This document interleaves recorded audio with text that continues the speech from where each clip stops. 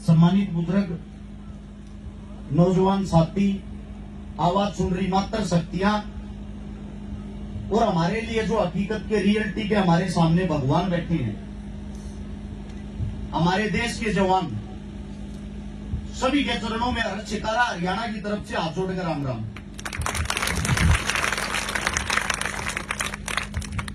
अब मेरे से पहले सर जी जो बातें बता रहे थे कि एक बात सुन के मेरा रोम रोम खड़ा हो रहा था। यहाँ पे बोलने में भी झिझक पैदा हो रही है। पहली बार ऐसा हुआ, लगभग पिछले 10 साल में 3700 से ज्यादा प्रोग्राम मैंने राजस्थान और हरियाणा के अंदर कर लिए। पहली बार ऐसा हुआ है जब जहां भी मेरे देश के जवान होते हैं, इनके सामने बोलने में थोड़ी झिझक इसलिए पैदा होती है। हकीकत तो ये है, अगर रियलिटी का कोई हिंदुस्तान के अंदर भगवान है, एक तो इस देश का जवान, एक इस देश का किसान, जिनके कारण हम अन्न खाते हैं। सबसे पहले अन्न खाने से पहले उस किसान का धन्यवाद करना चाहिए जिसने हमारी थाली के अंदर वो अन्न पहुंचाया। उसके बाद दूसरा धन्यवाद हमें उस जवान का करना चाहिए जिसके कारण हम चैन की नींद सोते हैं और शांतिपूर्वक जीवन जी रहे हैं। एक छोटी सी बात याद आ गई मेरे को भी सर की बात सुन के। बहुत साल पहले मैंने एक छोटी सी हिस्ट्री पढ़ी थी। 1941 के अंदर जिस वक्त हम गुलाम थे, 19 अगस्त को हिंदुस्तान के अंदर एक शेर ने जन्म लिया था जिसका नाम था जसवंत सिंह रावत। और इस बात को मैं ये चाहता हूं मेरे प्यारे बच्चे थोड़ा गौर से सुने। जैसे आज मेरे भाई साहब ने यहां पे एकेडमी खोली है, आने वाले समय में मैं इस देश का भविष्य तैयार करूंगा। ऐसे ही जसवंत सिंह रावत नाम का जो लड़का था, वो उत्तराखंड के पौड़ी का था। हमारे गांव में, देहात में, हरियाणा में, राजस्थान में जब हम पैदा होते हैं, अपने माँ बाप की उंगली पकड़ के चलना सीखते, हमारे को सबसे पहले सिखाया जाता है, बेटा दौड़ लगा, तेरे को फौजी बनना है। पहला सब हरियाणा और राजस्थान के अंदर यही सिखाया जाता, बेटा मेहनत कर, दौड़ लगा, तेरे को इस देश का जवान बनना है। वो जसवंत सिंह रावत जिसके अंदर ये जुनून था, एक गरीब कुटिया में, एक झोपड़ी में पैदा हुआ। मेहनत कर करके प्रथम बार जब वो देश की सेना में भर्ती होने के लिए गया, वो फेल हो गया। उसने दोबारा से फिर कोशिश की और वो भारतीय देश का फौजी बन गया। उसी वक्त 1962 के अंदर भारत चीन का युद्ध चल रहा था।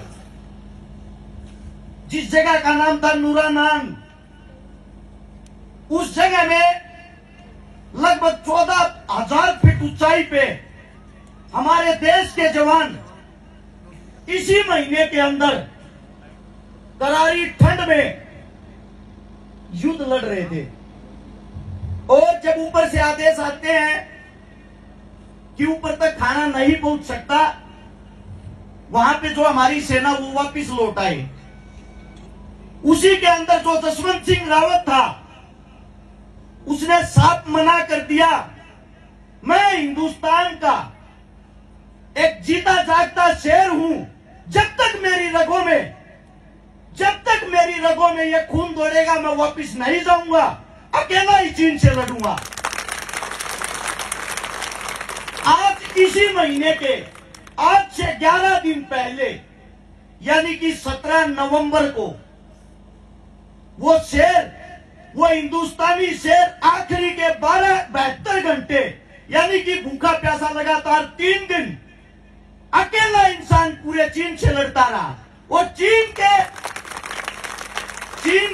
300 जवानों को अकेले इंसान ने मार गिराया।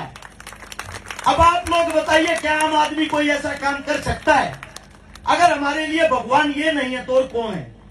लेकिन दुख इस बात का है, हमारे जो बच्चे युवा हैं, जो आजकल सोशल मीडिया का सहारा लेते हैं, फेसबुक चलाते हैं, इंस्टाग्राम चलाते हैं। आप लोगों को बता दूं, आप लोग सबसे ज्यादा किन चीजों को देखना पसंद करते हो? सलमान खान, सनी लियोन, उनसे क्या शिक्षा मिलती है हमारे को? हमारे देहात में अगर हमारे को कोई शिक्षा देता है, वो शिक्षा देने वाले आप लोगों के सामने बैठे हैं। माता पिता से बड़ा कोई भगवान नहीं। उसके बाद अगर किसी का नंबर आता है तो गुरु होता है, और गुरु वो होता है जिससे हमें शिक्षा मिलती है। गुरु एक नहीं, गुरु अनेक हो सकते हैं। आप जितना आगे बढ़ते जाओगे, जितना आपकी उम्र बढ़ती जाएगी, आपका तजुर्बा, आपके गुरु, आपकी शिक्षा उतनी ही बढ़ती जाएगी। मैं आप लोगों को ये बातें, ये कहानी इसलिए बता रहा हूं, जिस जसवंत सिंह रावत की बात आप लोगों के बीच रखी, आज उनको हम बाबा जसवंत सिंह रावत के नाम से जानते हैं। आज उनका मंदिर बना हुआ है उसी जगह पे, और आज तक हमारे देश का वो सिपाही मृत घोषित नहीं है, आज भी हमारे देश की रक्षा करता है। आप लोगों ने कहानियां सुनी होगी ना, भूत होते हैं, भूत नहीं होते, ये बातें चलती हैं। हमारे देश के ऐसे ऐसे जवान हुए हैं जिन्होंने 1962 के अंदर युद्ध लड़ते लड़ते जिनकी गर्दन को काट के चीनी सैनिक अपने साथ लेके गए थे। ये कैसा इंसान, अकेले में हमारे 300 आदमियों को मार गिराया, और सम्मान के साथ उस शेर के उस शव को वापिस लौटा के गए। आज वो चीनी भी उनको सैल्यूट करते हैं, हिंदुस्तान के जवान को। ये हमारे जवानों की ताकत है। अगर आप यहां आए हो, हमारे सामने जो जीते जागते भगवान है, मैं आप सभी से इतना ही कहना चाहूंगा, इनके अंदर से कुछ न कुछ गुण सीखकर ही अपने घर वापिस जाएं। आप ही का बच्चा हूं, आप ही का बेटा हूं।